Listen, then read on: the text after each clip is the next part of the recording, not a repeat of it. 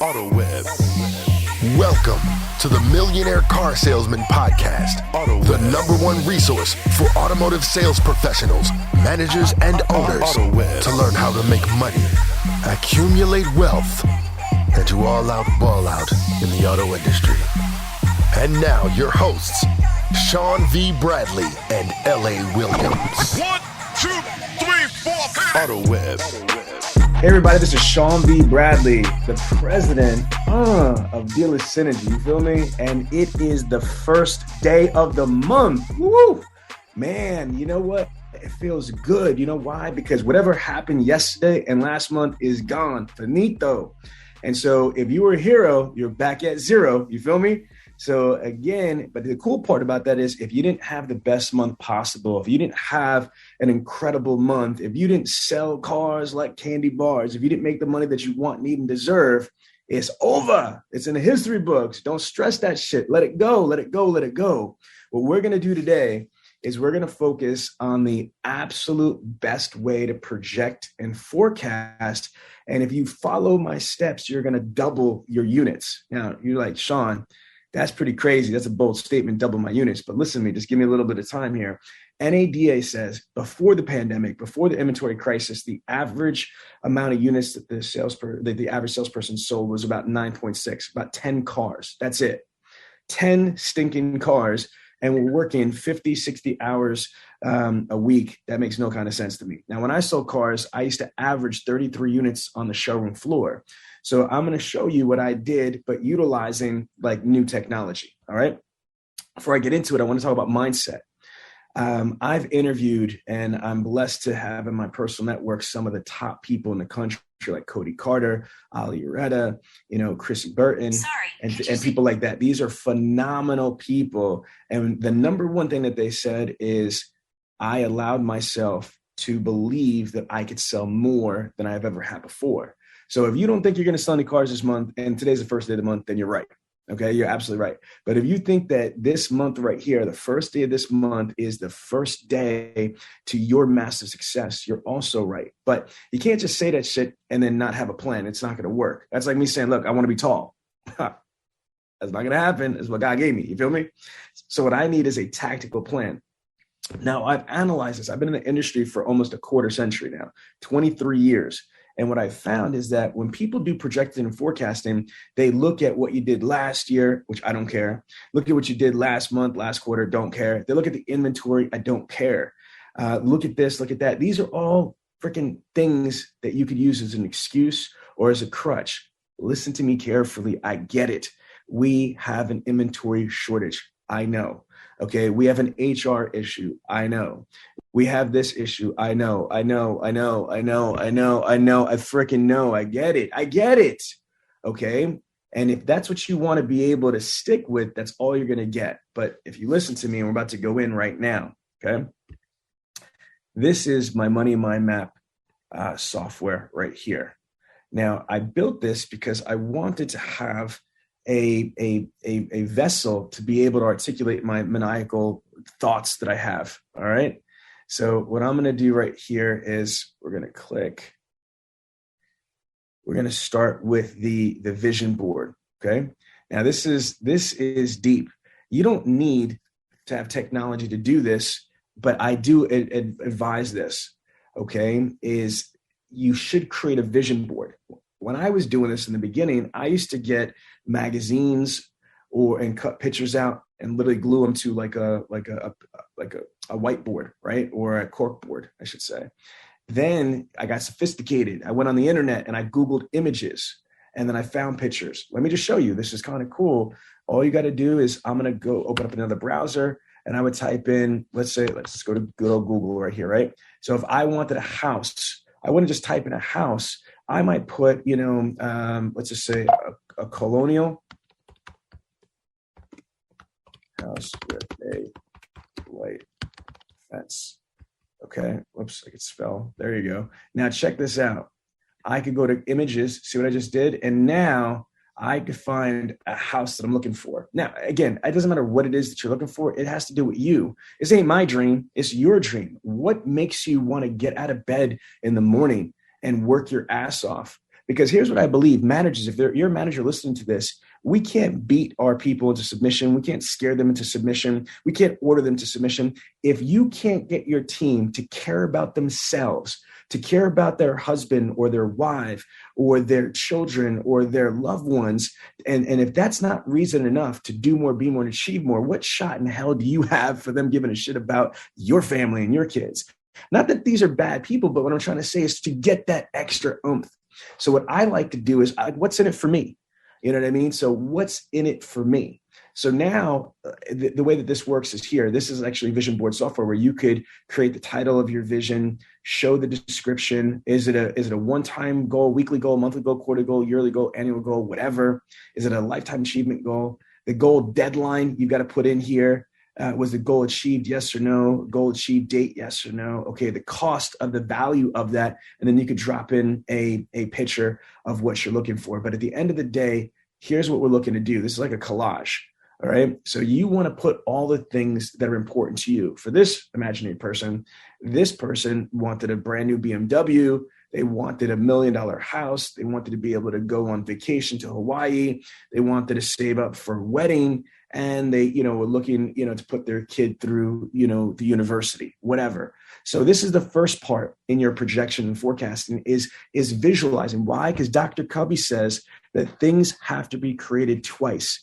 First mentally and then physically. What you can actually visualize, and the clearer the picture, the higher the probability that you're able to achieve it. People say that they want to be an NFL athlete, okay? But they don't know. Just because you play John Madden football doesn't mean shit. You know what I mean? You don't know what it really takes to be an NFL athlete. So you need to break that down, deconstruct it, identify what is it that you want. And you got to really want that shit bad. And it's okay to want things. Now, see, this is like an assembly line. So first you create the vision board. The second thing I want you to do is identify your personal finances. America is financially illiterate. Okay, that's a reason why the average American is 2 paychecks away from being homeless. Okay, the average American is 2 paychecks away from being homeless. It's insane. They don't have savings. They don't have assets. They don't have this. They got debt. Okay, but they got Netflix.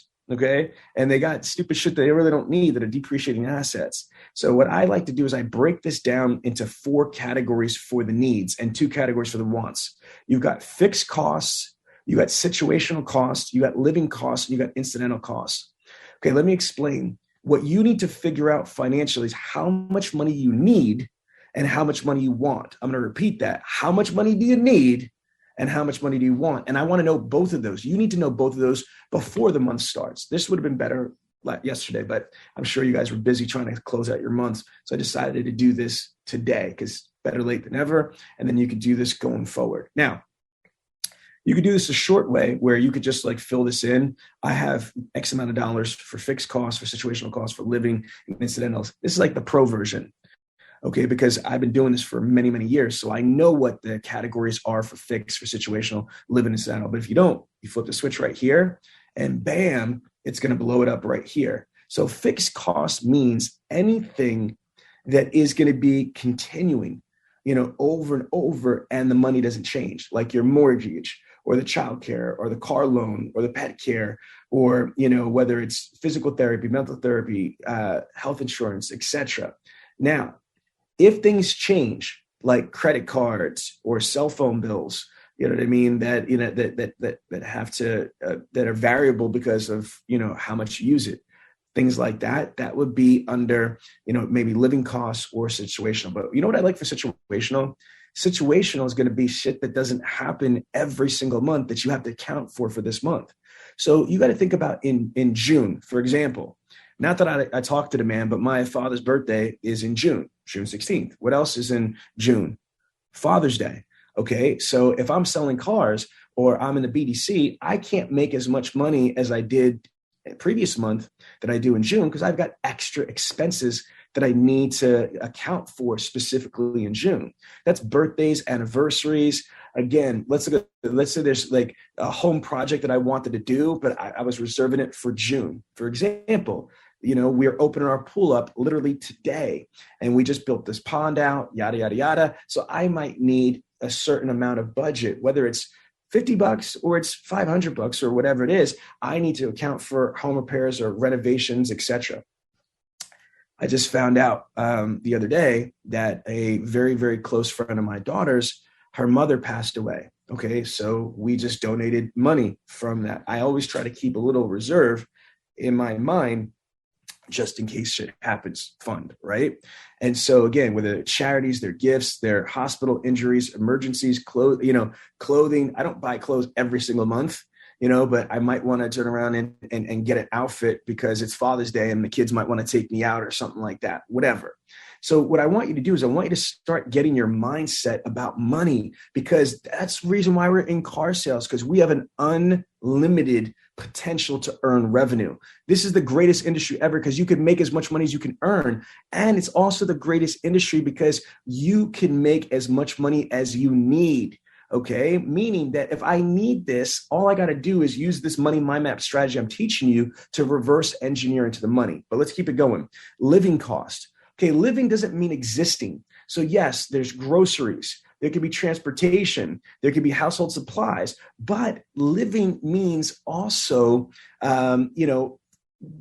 being able to have a social life with your friends and your family. Let's just say I want to take young Jedi to the bar, to the lounge, have a drink, and politic and parlay.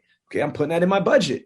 Okay, let's say that I want to take my wife out. She's been with me for 15 years. I don't want her to replace me, so I want to take her out sometimes. I'm not kidding. All the time. So I want to have like a date night with wife. I want to have, I want to do some things with my boys, my sons. Okay, yada, yada, yada. If I want to take my pugs, I got 2 pugs. I got Daisy and Wonton, my little pug pets, right? If I want to do something special with them, I want to be able to budget for that stuff. See what happens all the time that I see when people don't take the time to financially plan their life, they spend money they shouldn't have, or the money they don't have, or they make X amount of dollars and spend whatever they think they can afford. Why do it that way? Why react to inertia and money when you could be proactive to it, when you could anticipate it and you could plan for it? Now, incidentals are going to be things like, fines, tickets, insurance copays, tips, unexpected expenses, minor repairs, other incidental costs. What I just want to do is put that on the radar. There's always little things that siphon your money that you're not used to, right? That's not part of the budget. So I call those incidental costs. So let's just pretend, for example, here, I'm just going to just say this out loud. Let's say that I need $6,000, to live because I got 4 kids, 2 pugs, properties, all sorts of stuff. And that's being conservative. I need a lot more than that personally. But let's just say for this narrative right here, I need $6,000. All right, or am I off? No, damn it.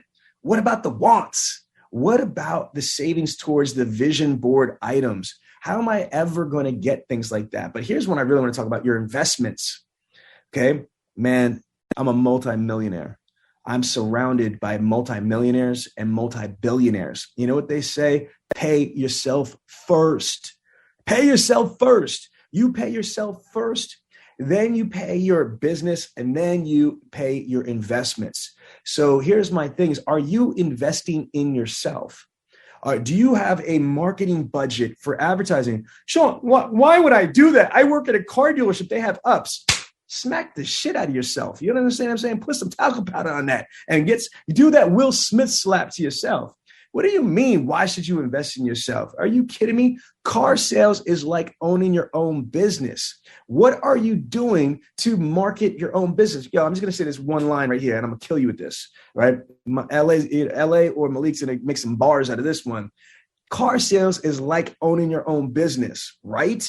Okay, if you were at a Honda dealership, okay, why does your Honda store, let's call it Norm Reeves Honda, one of our clients, it's one of the mega Honda stores in the world, right? Why would Norm Reeves Honda have marketing, advertising, and branding, traditional and digital, to them? Why do they need to bother? Honda does that itself, because Honda ain't their business, man. That's Honda money. That ain't Norm Reeves Honda money. That's Honda OEM money. There's a whole difference. You know what I mean? They let you wave that flag. You flagging, right? You got a Honda flag, but it ain't their flag. They got a bigger flag with bigger pockets, because a franchise dealership is just that. It's a franchise of the manufacturer, but you have to work independently to drive traffic, marketing, value package proposition, and things like that. Okay. And so follow my logic. What I'm saying here is if you are a salesperson or a BDC rep or a manager at a dealership, metaphorically speaking, not contractually, don't get excited, you should think of yourself as a franchise of that dealership. So you need to invest in yourself. You need, in my humble opinion, to be able to drive, traffic to yourself. That's why my daughter, she was successful when she was selling cars. That's why my current daughter, I have two daughters that's still selling cars, Kalina, is successful. That's why my nephew, Dylan from Patriot Automotive, he's successful. They each have their own website. Tiana has tgotyourkeys.com. Kalina has K Got You Covered. Dylan's got drobgotyourkeyfob.com. And there's so many other people. Chrissy Burton, the number one female in the automotive industry. What does she have? She's got ChrissyTheCarFairy.com. Cody Carter, the number one car salesperson in the country, has got what? Retrack Autos, which is his last name, Carter, spelled backwards. They all have their own websites. Then, taking a step further, what about driving traffic to your website like a dealership would with social media ads, Facebook ads, Instagram ads, TikTok advertisement, YouTube pre-rolls, SEO, SEM, pay-per-click, etc. If you think of yourself like, oh, I don't have money like that because you didn't budget for it, damn it, that's why.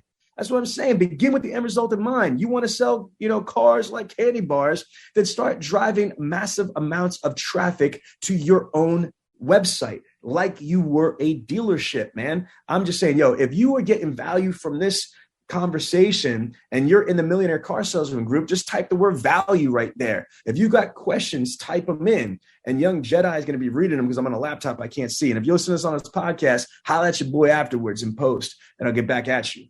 But as you see here, it's not just your marketing advertising. What about 401ks? Well, what about stocks, bonds, mutual funds, etc.? What about jewelry? What about real estate? Man, get your Grant Cardone on. Are you kidding me? I mean, again, 90% of all millionaires invest in real estate. Me and my wife, we have millions and millions of dollars in real estate. Okay, we own 6 properties. We have commercial properties, residential properties, and I'm about to build a duplex on the Dealer Synergy headquarters. Facts. On top of all of that, I'm a 6-figure investor in Cardone Capital. I give Grant Cardone my money too. So I got my own real estate shit and I invest in Grant. And I'm not trying to, say that real estate's for you, but I'm just trying to tell you I'm following the yellow brick road. I know that 90% of millionaires have real estate. So again, you know what Grant has said? Instead of buying your own house, and it might be too late for a lot of us like me. One of the things I wish I did is instead of buying my own house for my one family, I wish I bought a duplex, lived in one of the units, and then rented out the other one and get somebody else to pay for my mortgage or part or most of my mortgage. So there's so many people that are millionaires that don't make millions of dollars a year. I'm going to repeat that. There's so many millionaires that don't make millions of dollars a year. They make $100,000, $200,000, $300,000 a year, et cetera, but they invest in the right things. But if you're not budgeting to be able to put money away for a down payment on a duplex or triplex or a quad or in, any type of Airbnbs and things like that, you're not going to benefit from the appreciation or the passive income that comes through. I'm going to tell you something, and this is some facts. You can just say you heard it here, okay? Is that wealth is built on appreciation. All your money you got stacked in the bank is not worth what it was a year ago. Do you understand what I'm saying? With inflation and with the rise of cost of prices, and it's crazy and the scarcity of shit. $200,000 is not worth today what it was. But look at gas prices, fam, right or wrong. So again, you need to invest in assets. Here's a quick book, Rich Dad, Poor Dad. That's all I'm going to say. So let me get back to this. As you see here, let me recap because people just that tuned in. We started with the vision board. Okay. I want you to understand what your wants and what your desires are and what's going to motivate you to bust your ass and work hard to be able to, do what you got to do at the dealership because it ain't easy. I get it. The next thing is going to be going through your personal finances. I'm breaking it down into your fixed costs, your situational costs, your living costs, your incidental costs. Those are your needs. Your wants are your investments and savings towards your vision board items. So let's just say at this point, I know what I want. I want a car. I want a house. I want this. I want that. I want to pop bottles, whatever, right? Now I know my monthly nut is $6,000 and I know that I want an additional $2,000, for my marketing budget and whatever else I want to, invest in, right?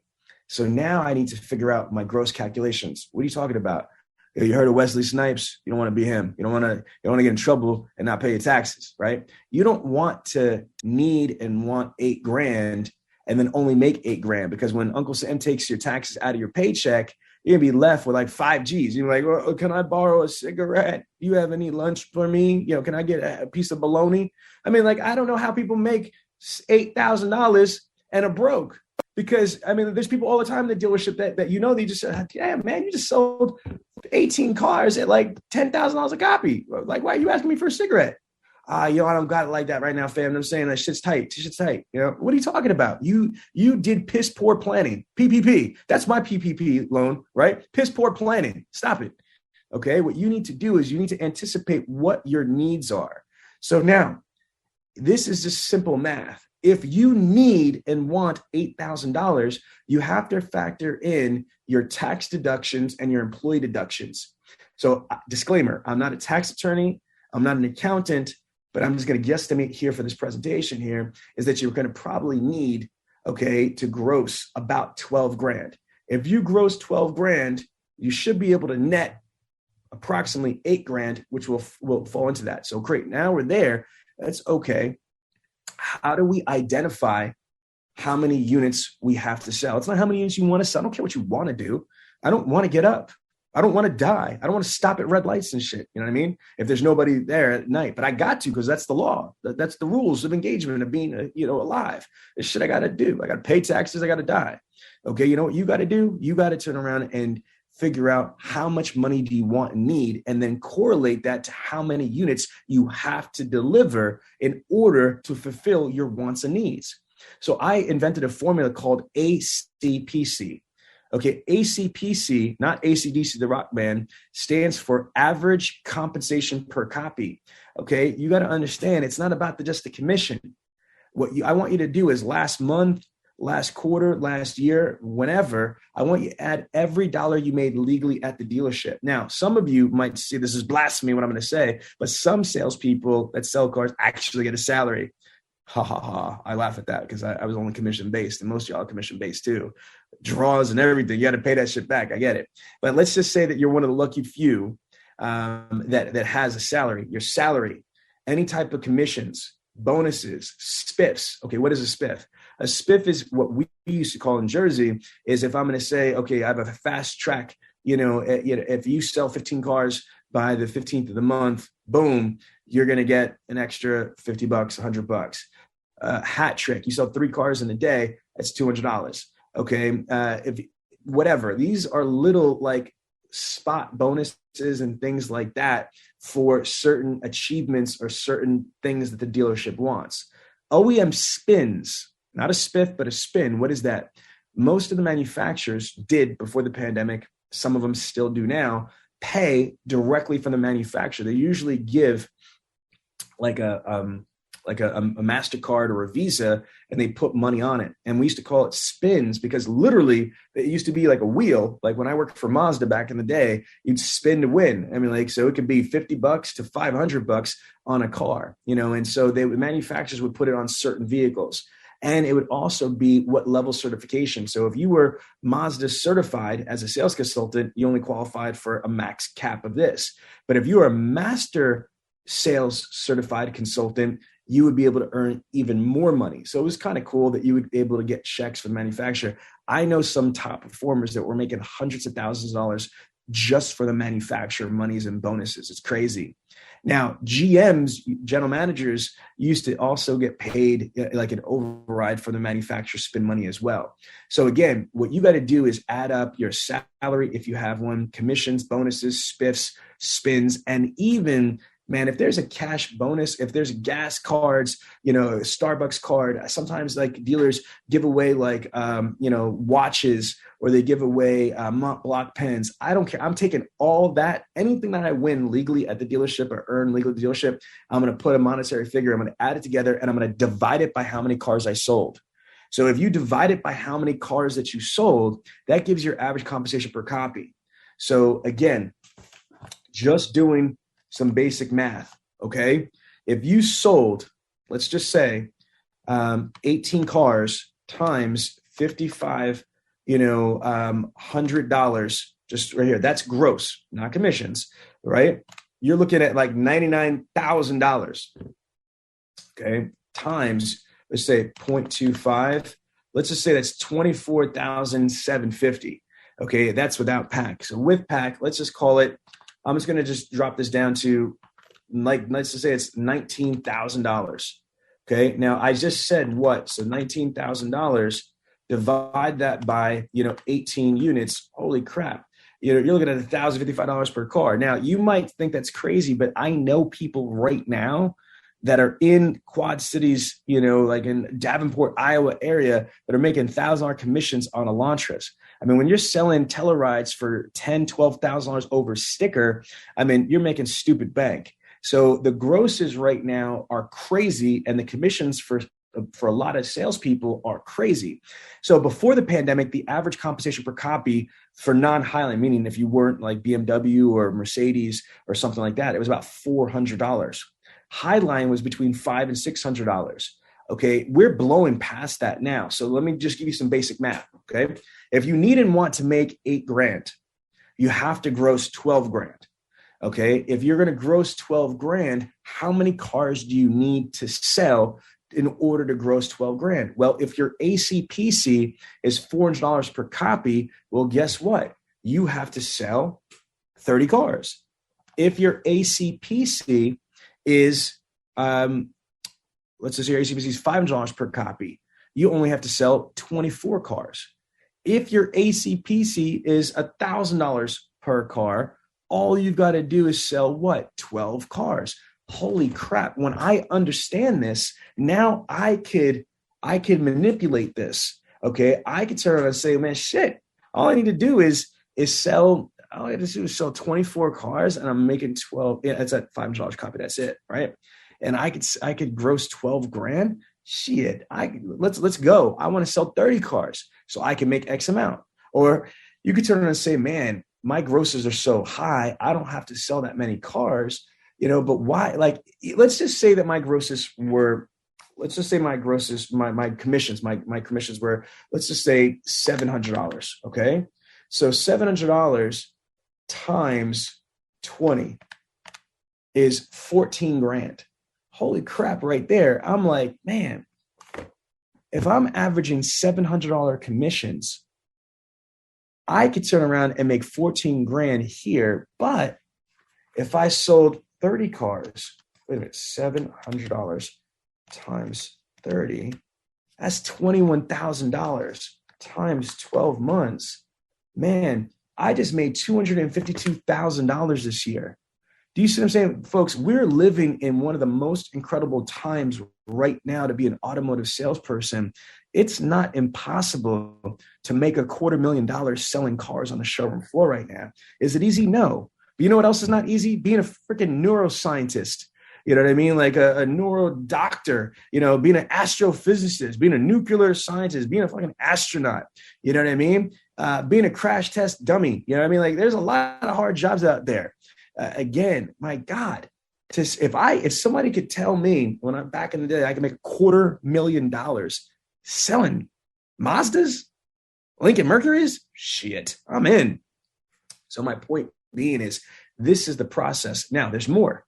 So let's just use a safe number because it's going to be way more than 500. Okay. So we are now at, if you have a $500 ACPC, remember that's commissions, bonuses, spins, spiffs, whatever, it's all in. So if I'm making $500, total compensation, that's average compensation per copy, right? Then that means I only need to sell 24 cars. Wow. Okay. But the next thing I need to do here, okay, that's my 24 cars. I just said that instead of showing you that, is a schedule.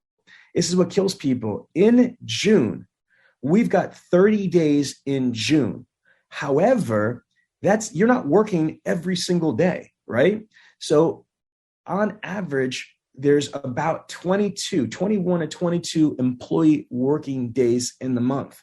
And that's before we take out. And what you got to do is you need to identify in the calendar, how many work days you have, how many days you're taking off, as you take sick days, if you have to take sick days, and then short days if you're leaving short. Because think about it, if I need to sell 24 cars, then just doing simple math, Okay, if I've got to sell 24 cars divided by only 21 working days, holy shit, I got to sell 1.14 cars per day.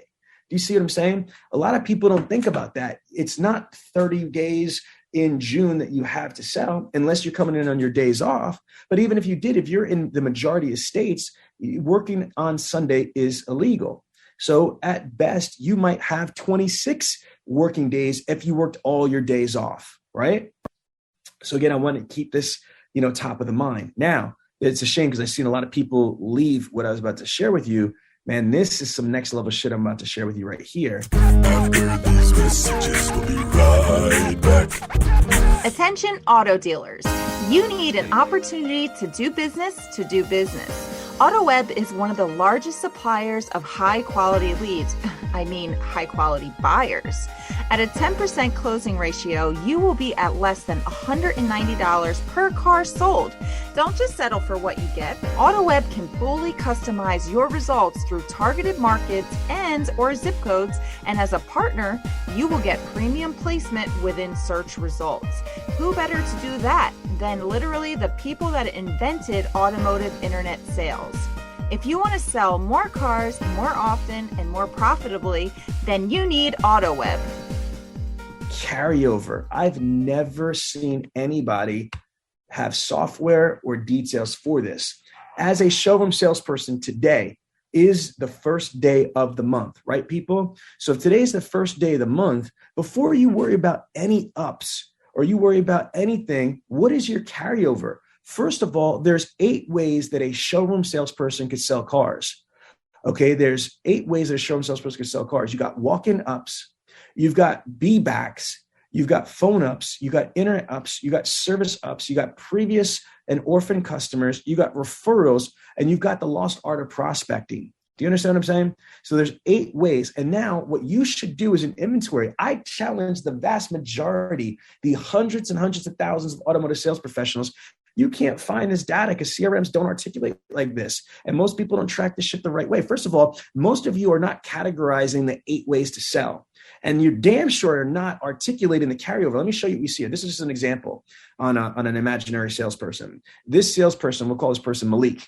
So if Malik started June 1st, Malik is showing that he has 80 opportunities. He's got 80 carryovers on June 1st, on the first day of the month. Now, out of the 80 carryovers, let's break them down. He's got 10 that are B-backs, which means that they were walk-in customers before that didn't buy a car. Okay. He's got 10 phone ups that he's still working. He's got 30 internet ups. He's got 10 service opportunities. He's got 10 previous and or orphan customers he's working. He's got 5 referrals he's working. He's working 5 prospects.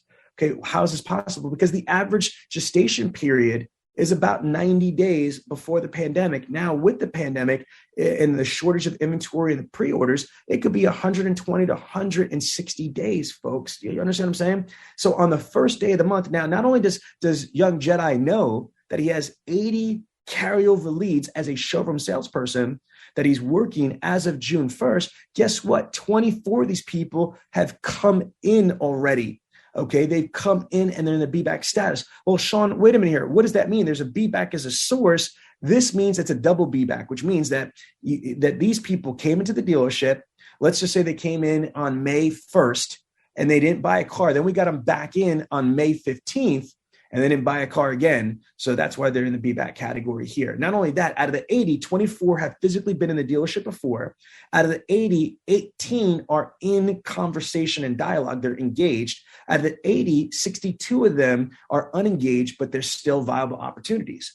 Why do I want to know this? Because so many of you are burning through ups. So many salespeople do not focus on the rolling over opportunity. You're only catching the low hanging fruit. And that is for 3 reasons. 1, piss poor training, because you've had piss poor training and your training company or your management didn't teach you this stuff. I'm sorry, it is what it is.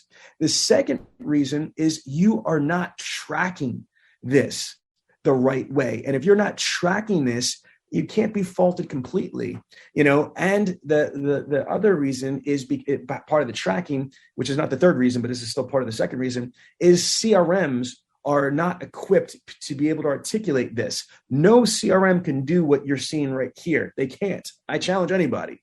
Okay. This is the reason why we invented this shit. Now, the last reason is the lack of desire or care. Okay. Listen, if you don't want to be the absolute very best at what you are chosen career path on, automotive sales, this is not going to happen. Think about the stories you heard about Kobe Bryant. And if you haven't, just Google it. The work ethic was legendary. He wasn't just legendary from natural talent. His work ethic was ridiculous. Okay.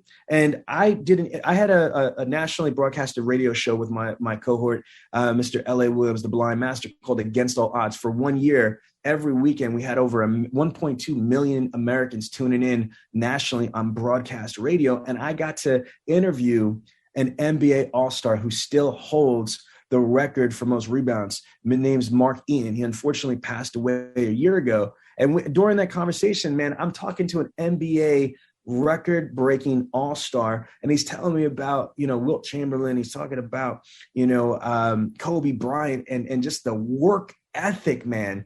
Like these people weren't like, I'm Kobe, I'm Jordan, so I don't have to practice. They practice 10 million times harder because they were Kobe, because he's Michael Jordan, etc. So again, this shit is not easy. I'm not saying it is. Why don't people lift weights? Because it's heavy. I get it. Why don't most salespeople able to do this? Because this is not normal, man. Okay. But I'm teaching you. Now, if you choose after seeing this not to do that, that's on you and only you. Now watch how this works. Here's my sales projection right here. Man, this is beast. I got to log in. See, that's the secret code right there. I'm kidding. So now watch this. Okay. So what you have right here is how I project. This is the proper way. This is the money angle right here. Right. Yeah. If you want me to show you the money, type money in the comments right there. Say money. Show me the money, Sean. Money, money, money, money, money.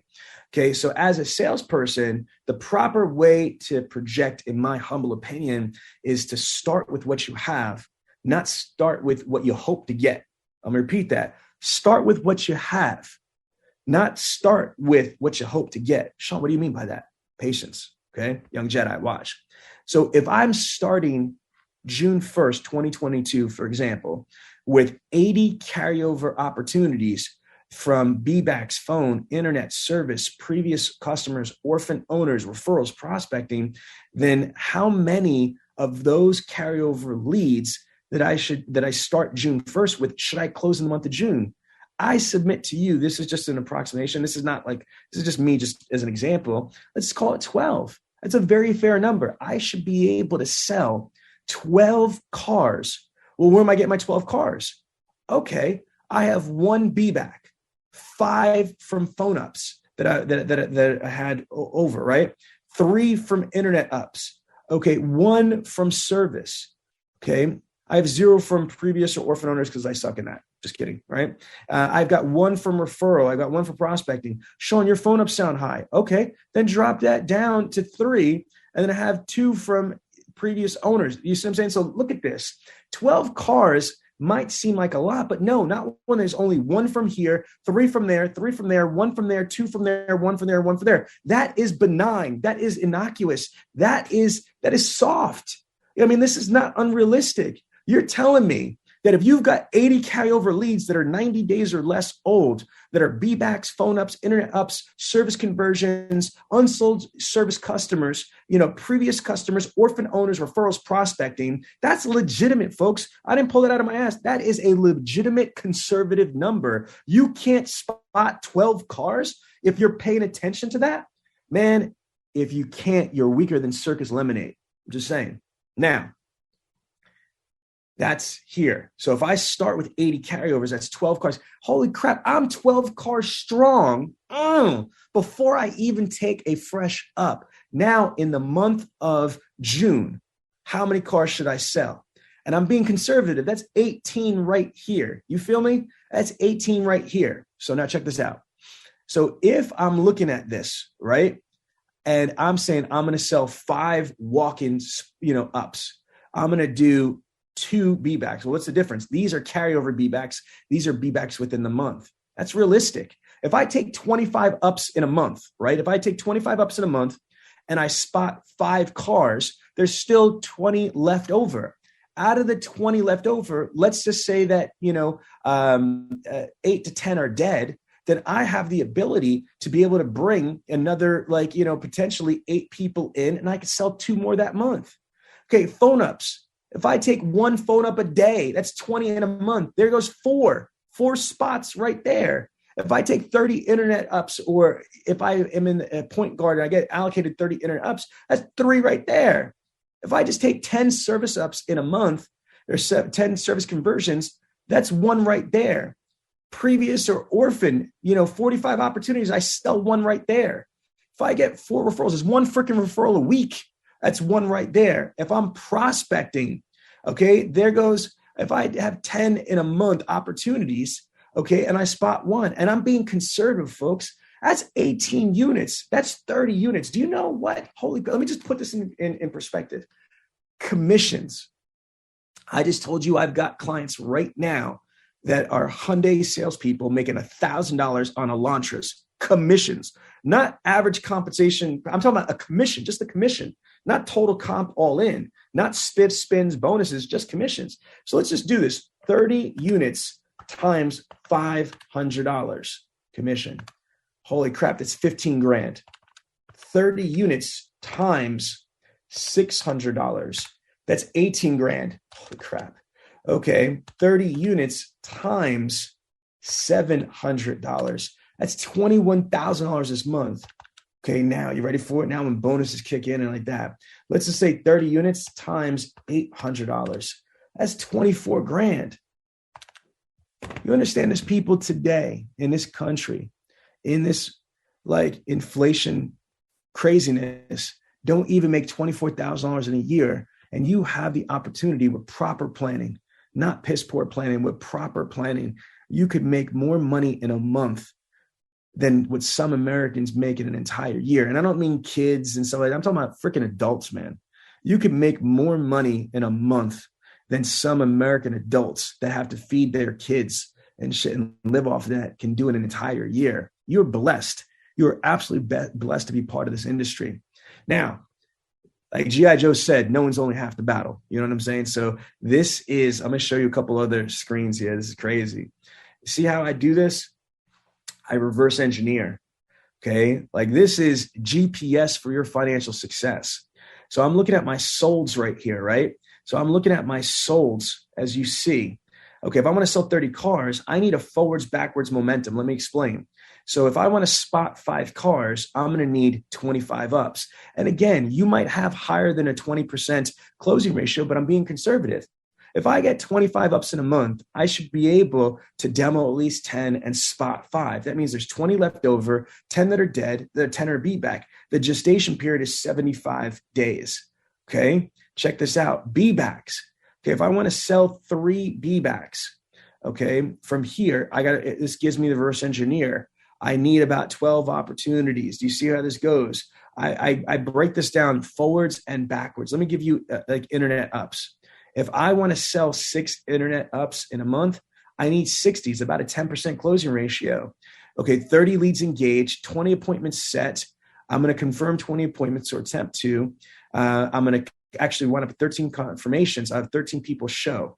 So again, out of 20 appointments set, 13 show, I will be able to demo at least 7. I'm going to sell 6 of these things.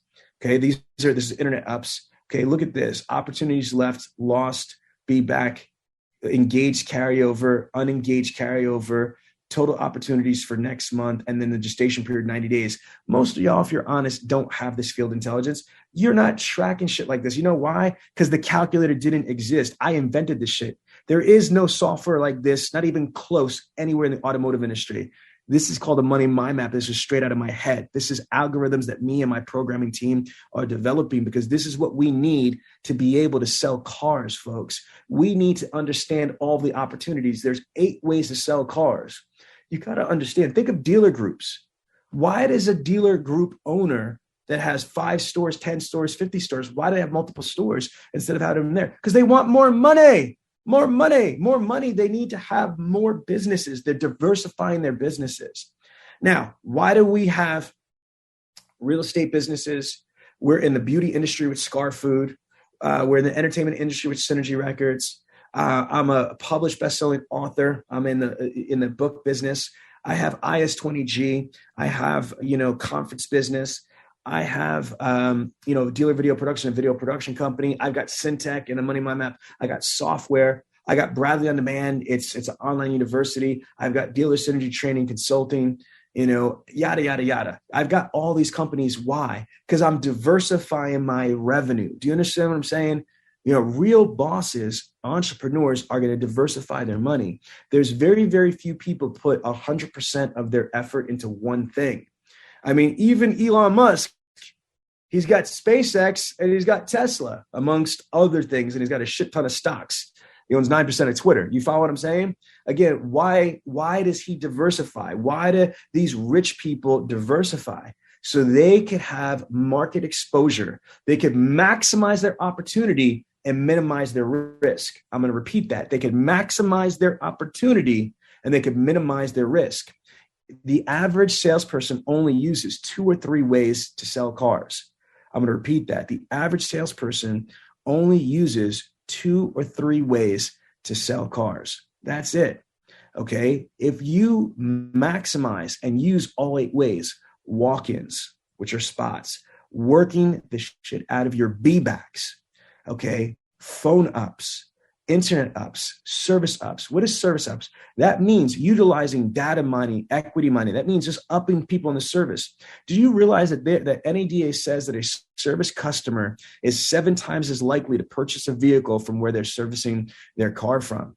Do you also realize that there's a plethora, an abundance of ups called unsold service customers? There's a lot of people that service at your franchise dealership that have never purchased a vehicle from your dealership. So they're not split deals or whatever, but dealers neglect them. Salespeople neglect them. Okay, here's another one. Previous owners. Well, Sean Bradley, I just started here, just ABC Motors. Shut up. Listen what I'm about to tell you, okay? What you don't realize is there's something called Orphan Owners. This is the holy grail. It's a 65% closing ratio when somebody has purchased a vehicle from your dealership before. I didn't say when they purchased from you, when they purchased from your dealership before. They are a previous customer of the dealership. You ain't that important. You know what I'm saying? Not just yet. Not until you come to Ali Retta status or the Cody Carter, the Chrissy Burton status. Okay? You follow what I'm saying? So again, people that no longer work at your dealership, all of their customers, some of these are thousands of people if they've had years and years at the dealership. They don't get articulated the right way for the vast majority of dealerships. It's a clusterfuck mess. So if it was me, I'd like, give me them all, coach. Put me in. I want all the orphan owners. You know what I'm saying? They're going to call me daddy. You know what I'm saying? Because I'm going to take care of them. You know what I mean? Like they're my real kids. You know what I'm saying? So the reason why I'm saying it is because they already purchased from your dealership, man. And there's a high probability that if they purchase from your dealership, they might also be servicing from your dealership. So are you kidding me? You're telling me that you're neglecting like some deadbeat parents out there, right? You're neglecting these orphan kids, these people that are purchasing vehicles and servicing their cars from your dealership.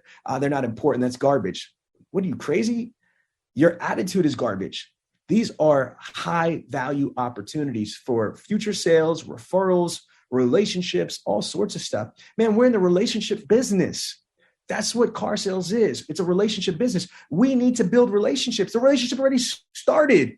I mean, think about how hard you got to work to try to get an up, right? How hard you got to grind an internet customer, like fucking emails and phone calls and text messages and shit you got to do to get somebody to just talk to you. And you got people that already purchased vehicles from you and servicing cars. And you're like, no, I am not going to give them my attention. They're not worthy. What is wrong with you? You know what I'm saying? Like this is crazy to me. I don't get it. I'm just keeping it real with you people. I'm just saying. Now, referrals, my God, are a 50% closing ratio. And again, prospecting, generating your own ups. You've got to think like the government, man. The government, I don't hate the government. Well, yeah, you know what? But guess what? They run shit, don't they? You don't run the government, do you? You know what I'm saying? You're not Mr. Illuminati. So you could say what you want about the government, but look, Trump's a billionaire. He got booted out. You know what I'm saying? Like, the government is the most powerful entity. Look at how they infiltrate. Okay, this is some psychology shit right here. Man, the police, the FBI, they got informants. Especially really smart criminals don't go, hey, FBI, come and arrest me. No, they got informants that are informing them on shit. And they use leverage, whether it is money. What you guys don't even know is that there are paid government informants.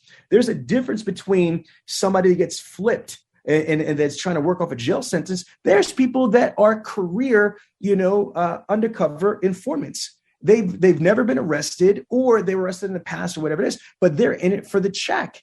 Okay. So I'm telling you this, the FBI, the DEA, the federal government, the local police, they've got informants all over the place.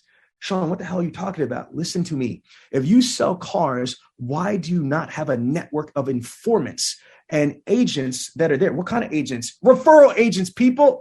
Bam. You know what I'm saying? Again, you should have a strategy to develop agents all over the place, infiltrate. And you can turn, and if you're in a state that does not allow bird dogs, I get that. So again, talk to your dealer. There might be loopholes. I'm not saying break the rules, but I'm saying bend them until they snap, before they snap. You know what I mean? Find out what the rules of engagement are, and then I would exercise those, because you need people to be able to let you know when somebody is looking to purchase a vehicle. There's a strategy that we teach, macro selling, how to sell to organizations like law enforcement, first responders, teachers unions, etc. I'm not talking about fleet. That's a whole nother subject, but fleet is also an option too, right? But I'm talking about macro selling versus micro selling. See, if it was me and I was still selling cars, man, I would not take an up. See this? I wouldn't worry about any walk-ins. I wouldn't be worried about any, phone ups. I wouldn't be worried about any internet ups. I wouldn't be worried about any service ups. I wouldn't be worried about, any orphan owners. I would only be working on my previous customers, my referrals, and my prospecting. These three things. Sean, you just said diversify. Yes, I will. I'd maximize these three things. Why? Because they yield me the highest closing ratios and the highest growth. See, a real G understands priorities. Not everything is equal. Not every up is equal. The amount of time it takes to close and the amount of gross you make might not be equal. The highest performers don't have time for fresh ups. They have such a large book of business and so many referrals coming through. They live off of what they own generate. Now, until you get to that level, until you get to that Jedi status, right? Until you develop a book of business, you have to eat off of the land. You know what I mean? That's provided from the dealership, which is, all the marketing, advertising, the internet ups, the phone ups, the service ups, etc. There's nothing embarrassing about that. There's nothing bad about that. You know what I mean? Again, this is how you build your business. You start with the 8 ways until you have so much business coming through. Now you could start to refine your strategy, refine your game, and focus on only high value opportunities. People that are going to yield you the highest closing ratio and the highest conversions. Now, I got one more thing, and I'm going to open up for closing questions from Malik. So now I've given you the Money Mind Map, right? So I've given you the Money Mind Map. I'm going to also show you something, activities, folks. Okay. There's most salespeople are only communicating through phone calls and emails, and sometimes text, okay? And some of you further might do some video emails, very few video texts, some inbound chats if your dealership's got chat feature. But what you're leaving on the table is things like social media DMs, e-cards, animated GIFs, memes, things like that. You want to basically be like a ninja. You want to have, what makes a ninja different from some weirdo in a suit, like in pajamas, right? The weapons, man, the nunchucks, the Chinese stars, the swords, the kamas, the tonfas, the Manriki Gusaris, the blowguns, those are all ninja weapons. So my point is that if you were a sales ninja, you want to make sure that you're utilizing, all the tools in your arsenal to engage and convert. Phone calls, text messages, emails, video text messages, inbound chats, social media DMs, LinkedIn DM, Facebook DM, Instagram DM, WhatsApp, Snapchat, whatever, TikTok DMs. You want to be using, memes, digital e-cards, like greeting cards, handwritten notes, things like that.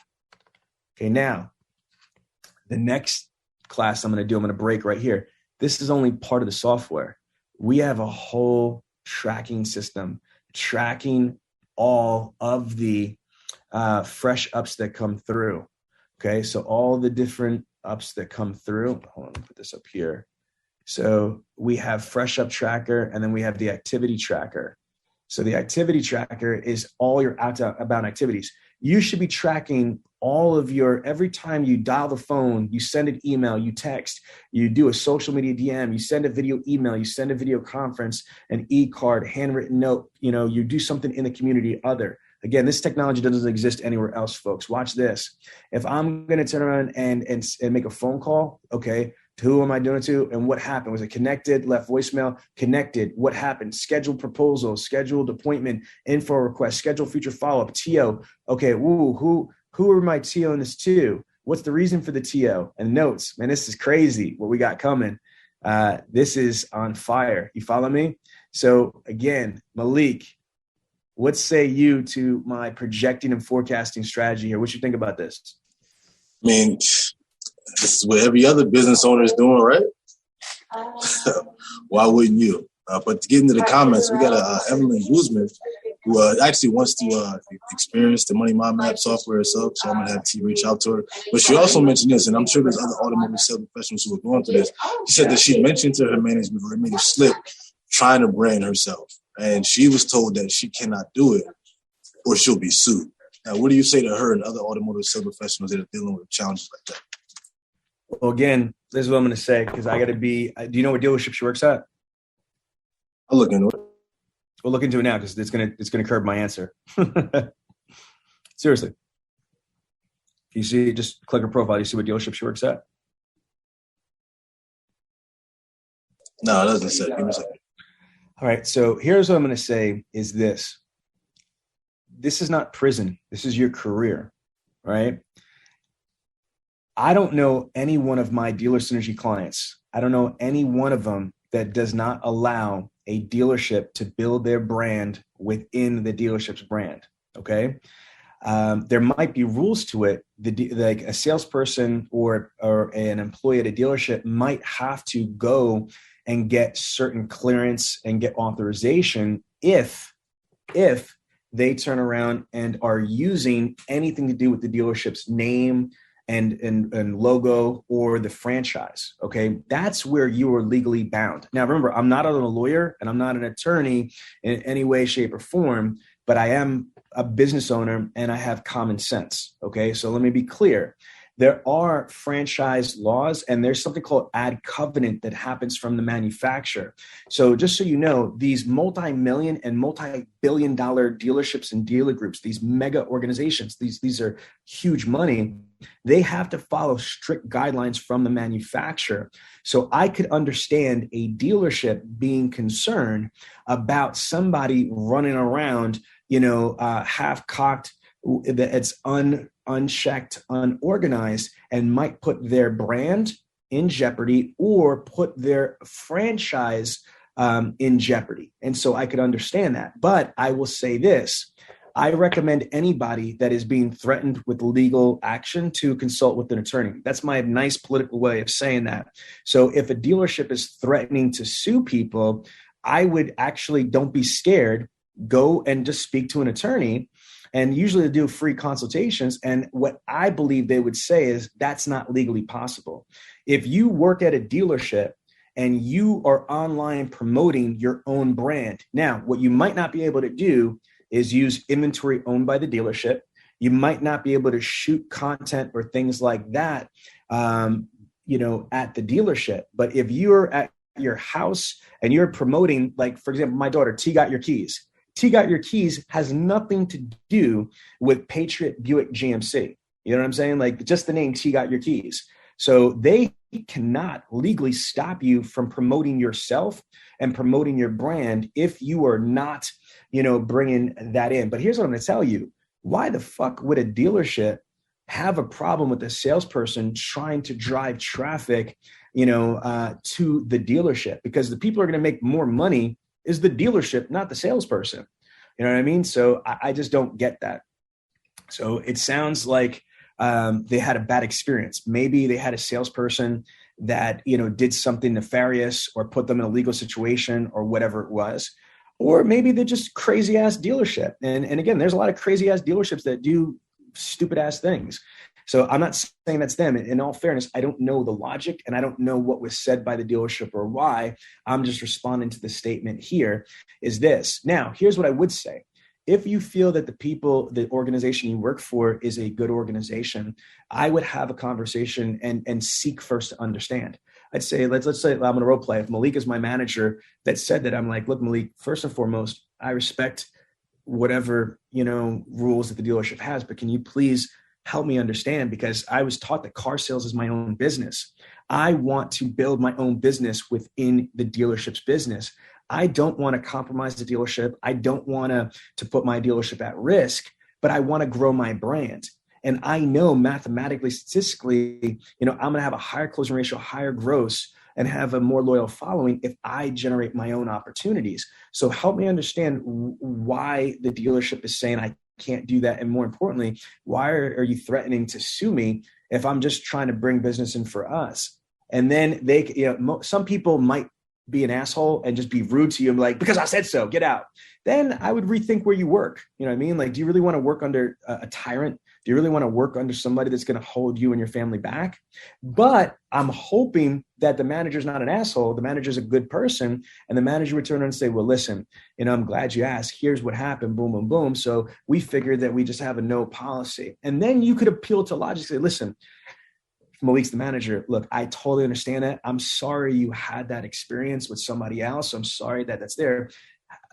Help me though. I want to build my business. I'm willing to do whatever it takes, meaning that I won't do anything without presenting it to you first.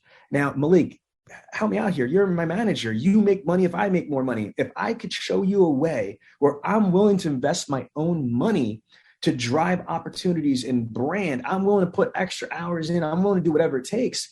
And I'm willing to follow your rules. What's stopping you from allowing me to do that? Now, by saying it that way, saying it very respectfully, and he's like, just because I said so. Now you have a career decision to make, point blank. You know what I mean? Like, you're not in prison. Malik, any comments on the way I answered that? Hit the nail right on that. Okay. Any other questions or comments? No, that's all we had in the comments. All right, good. So Malik, did you get value out of this? Because you work with a lot of our salespeople. Absolutely. All right. Any questions from you, buddy? Hey, where can I get this Money Mind Mapp software if I want to take advantage of it, Sean? Got to talk to Tiana to set up a demo. You got to turn around. We got to, again, the software is in the final stages of completion right now. We're in the UI UX. As you saw the last button, I couldn't click on the activity thing. They're doing all this shit on it right now. So the software is done. The logic is there. We've been building it for 8 years, man. So can you imagine the amount of money that I put into the software? We own the software. It's my software, my code. I'm really proud of it because it's a game changer. And you guys only saw a fraction of the software. Now, I will tease you with this. We're going to be integrating it with my Bradley Demand platform. Try to imagine I have the largest automotive training platform in the world in any country. As a matter of fact, if you take every single automotive trainer in the United States and you combine them, my platform is bigger than theirs. Okay. And so bigger is better, people, just saying to you right now. Okay. Now, what I'm going to say to you is that can you imagine having that Money Mind Mapp technology integrated with Bradley on Demand? So as you're going through your Money Mind Mapp and there's a deficiency or there's a concern that you might not hit the goal, it's going to be able to deploy. Not yet. This is version 2. It's coming. It's going to be able to deploy the actual training videos to help that deficiency in real time and track your progress. This is utilizing AI, virtual logic technology, and man, we're just reinventing automotive sales. If you think about it, why the hell do we have GPS and Google Maps to get from here to here, but nobody before me has invented GPS for your financial success? Don't worry, folks. I got my cape. I got my Kung Fu grip. I got it. I'm out. So there you have it, the Millionaire Car Salesman Podcast. This podcast comes to you every week from the city of brotherly love, Philadelphia, Pennsylvania. If you have a question about the show or would like the chance to become a guest, feel free to contact us directly at 856-546-2440 or email us at millionairecarsalesman@gmail.com. This program is a presentation of Synergy Records, produced by Tiana Mick and L.A. Williams. Production and engineering by L.A. Williams. The Millionaire Car Salesman Podcast is hosted every week by L.A. Williams and the Millionaire Car Salesman himself, Sean V. Bradley. The Millionaire Car Salesman Podcast can be found everywhere, so please don't forget to review, subscribe to, and share the show. Thanks for listening to the Millionaire Car Salesman Podcast, and remember, where I'm from, money provides options. The Millionaire Car Salesman Podcast is sponsored in part by Autoweb. If you enjoyed this podcast, then make sure to give it a thumbs up, subscribe, and leave us a review. Let some other folks know about it. Oh, and don't forget to join the Millionaire Car Salesman group on Facebook. We'll see you there.